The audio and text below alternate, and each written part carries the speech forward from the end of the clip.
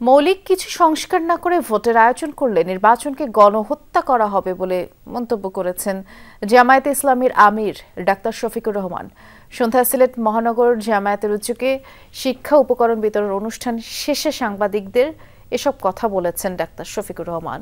তিনি বললেন, জামায়াত কোনো বিশৃঙ্খল পরিস্থিতিকে সমর্থন করে না।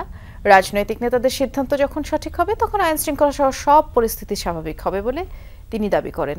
এছাড়া প্রকৃত ডেভিলদের ধরা গেলে অপারেশন ডেভিল হান্টে দেশের জনগণের সমর্থন থাকবে বলেও মন্তব্য করেন জামায়াতের আমির। এই অবস্থায় যদি একটা নির্বাচন দেওয়া হয়, এটা নির্বাচনের জেনোসাইড, নির্বাচন গণহত্যা হবে। আমরা এটা চাই না। আমরা চাই গণহত্যার পরে একটা সুষ্ঠু নির্বাচনের পরিবেশ সৃষ্টি করে তারপরে নির্বাচন দেওয়া।